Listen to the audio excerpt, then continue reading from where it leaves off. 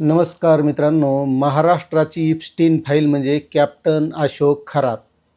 एकदम साध्या खेड्या गावात राहणारा माणूस करोडपती कसा झाला, कॅप्टन कसा झाला, भोंदूबाबा कसा झाला, याची चित्त थरारक अशी वास्तव स्टोरी आपण या व्हिडिओमधून बघणार आहोत. तुम्ही या अगोदर जी माहिती ऐकली नसेल अशी सगळी माहिती या भोंदूबाबाबद्दल तुम्हाला या व्हिडिओमध्ये मिळणार आहे. त्यामुळे व्हिडिओ शेवटपर्यंत पहा आणि चॅनलवर नवीन असाल तर सबस्क्राईब करा, कारण या भोंदूबाबाचे एकावर एक असे प्रकरणं निघतच चाललेली आहेत. आजपर्यंत जवळपास 10 गुन्हे या भोंदूबाबावर नोंद झालेले आहेत. त्याच भोंदूबाबा अशोक खरातची सगळी स्टोरी आपण बघणार आहोत. शांत आणि आध्यात्मिक ओळख असलेल्या नाशिक नगरीला गेल्या काही दिवसापासून एका नावाने हादरवून टाकले. ते नाव म्हणजे अशोक कुमार एकनाथ खरात. स्वतःला कॅप्टन म्हणून घेणाऱ्या या व्यक्तीने 15-20 वर्षात विश्वासाच्या नावाखाली जे विखारी जाळे विणले होते त्याचा आता पर्दाफाश झालेला आहे. 10 गुन्हे, 7 महिलांवरील लैंगिक अत्याचार आणि सुमारे 40 कोटींची मालमत्ता हा केवळ आकडा नसून एका सुसंघटित गुन्हेगारी प्रवृत्तीचा भयावह पुरावा आहे. अशोक खरात प्रकरणावर द इंडियन एक्सप्रेसचे पत्रकार वल्लभ ओझरकर यांनी सविस्तर असं वृत्तांकन केलेलं आहे. त्याचा हा संक्षिप्त सारांश मी तुम्हाला सांगतोय. सध्या गावातून हाँगकाँग रिटर्नचा बनाव. अशोक खरात यांचा प्रवास सिन्नर तालुक्यातील कहांडळवाडी या छोट्याशा गावातून सुरू झाला. 1965 मध्ये एका सामान्य शेतकरी कुटुंबात जन्मलेला अशोक लहानपणापासूनच वादग्रस्त होता. 10वीच्या परीक्षेनंतर घरातील वादामुळे त्याने गाव सोडले. सुमारे दशकभरानंतर तो जेव्हा गावात परतला तेव्हा त्याचे रूप पालटले होते. महागड्या गाड्या, अंगावर सोन्याचे दागिने आणि मी हाँगकाँगमध्ये होतो असा त्याचा दावा होता. गावकऱ्यांनी त्याला हाँगकाँग रिटर्न म्हणून स्वीकारले.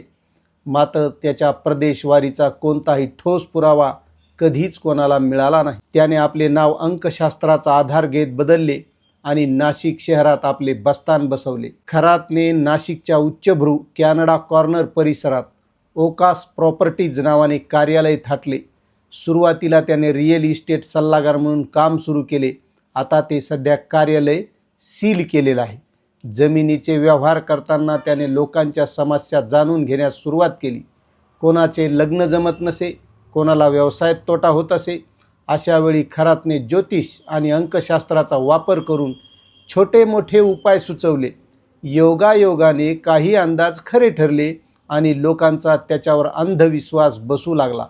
त्याच्या कार्यालयाबाहेर तासनतास लोक आपली वेळ येण्याची प्रतीक्षा करत बसू लागले. मित्रांनो, आपण कालच एक व्हिडिओ बघितला होता. त्या व्हिडिओमध्ये असे बाबा कसे घडतात हे सांगण्याचा आपण प्रयत्न केला होता. मग त्याच पद्धतीनं बघा हा बाबा घडलेला आहे. खरातच्या साम्राज्याला खऱ्या अर्थाने गती मिळाली ती राजकीय पाठबळामुळे. म्हणजे हे राजकीय पाठबळ असल्याशिवाय असे बाबा मोठे होत नाहीत आणि त्यांच्यावरला विश्वास वाढत नाही, हे आपण कालच बघितलंय. 2022 मध्ये एका बड्या मंत्र्याने मिरगाव येथील त्याच्या ईशान्येश्वर मंदिराला भेट दिली. या भेटीचे फोटो सोशल मीडियावर व्हायरल झाले आणि सामान्य जनतेचा असा समज झाला की जर मोठे नेते आणि मंत्री इथे येतात तर नक्कीच या माणसाकडे काहीतरी अलौकिक शक्ती आहे.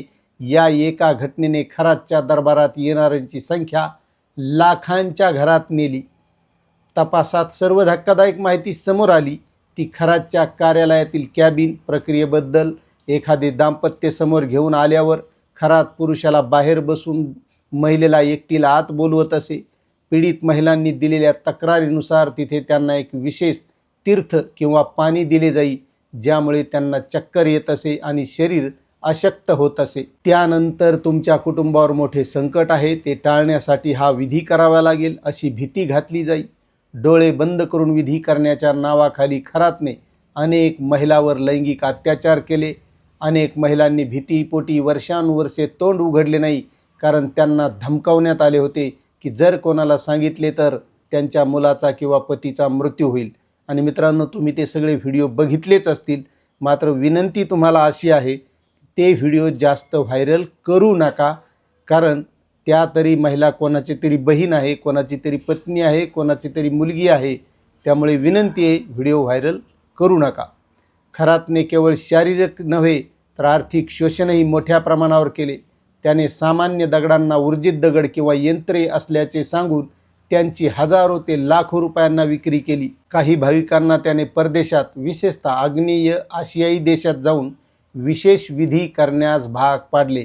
म्हणजे हे जे मोठमोठाले धनदांडगे लोक होते अशा लोकांना असेल, ज्यासाठी त्याने स्वतःचीच एजन्सी वापरून मोठी रक्कम उकळली. मिरगावच्या मंदिरात अमावस्या पौर्णिमाला अंधाऱ्या वातावरणात बनावट साप सोडून किंवा कृत्रिम ध्वनी वापरून लोकांना साक्षात्कार होत असल्याचा बनाव तो रचत असे. म्हणजेच तो जो काही साप होता तो रिमोटवर कंट्रोल होणारा साप तो तिथं वापरत होता. नाशिक पोलिसांनी या प्रकरणाचे गांभीर्य ओळखून विशेष तपास पथक स्थापन केले आहे. आत्तापर्यंतच्या तपासात खरातची नाशिक, पनवेल, पुणे आणि सिन्नर येथे सुमारे 40 कोटी रुपयांची बेहिशोबी मालमत्ता उघड झाली आहे. यामध्ये आलिशान बंगले, जमिनी आणि व्यावसायिक गाळ्यांचा समावेश आहे. पोलीस आता त्याच्या बँक व्यवहाराची आणि डिजिटल पुराव्यांची CCTV आणि मोबाईल डेटा कसून चौकशी करत आहेत. अशोक खरात सध्या गजाआड असला तरी त्याच्या दहशतीमुळे अनेक पीडित अजूनही पुढे येण्यास घाबरत आहेत. हे प्रकरण केवळ गुन्हेगारापुरते मर्यादित नसून सुशिक्षित समाजही कशा प्रकारे अंधश्रद्धेच्या आहारी जातो याचे जळजळीत उदाहरण आहे. मित्रांनो, आपण बघत असतो की अशा भूत, पिशाच, औषधी, भोंदूबाबा यांच्या नादी ग्रामीण भागातली लोक लागतात. मात्र या अशोक खरातच्या नादी उच्च शिक्षित, उच्च नेते असे लोक नादी लागलेले होते. श्रद्धा आणि अंधश्रद्धा यातील पुसट रेषा ओलांडली जाते तेव्हा खरातसारखे नराधम जन्माला येतात, असे मत तपास अधिकाऱ्यांनी व्यक्त केले आहे. नाशिक पोलीस आयुक्त आणि SITने आवाहन केले आहे, ज्यांची फसवणूक किंवा शोषण झाले आहे त्यांनी निर्भयपणे पुढे यावे. हा लढा केवळ एका व्यक्तीविरुद्ध नसून अशा प्रवृत्तीविरुद्ध आहे. आणि मित्रांनो, अशा बऱ्याचशा प्रवृत्ती ह्या महाराष्ट्रात फोफावलेल्या आहेत. त्यामुळे आपण वेळीच याला लगाम लावणं गरजेचं आहे. आणि हे नुसतं पोलीस यंत्रणेचं किंवा सरकारचं काम नसून आपण एक समाजाचा भाग म्हणून आपलंही हे काम आहे. अशी ही भोंदूबाबा अशोक खरातची सगळी स्टोरी आहे. आता तुम्हाला याबद्दल काय वाटतंय कमेंट करा आणि अशा भोंदूबाबाच्या नादी लागू नका एवढीच विनंती करतो. धन्यवाद.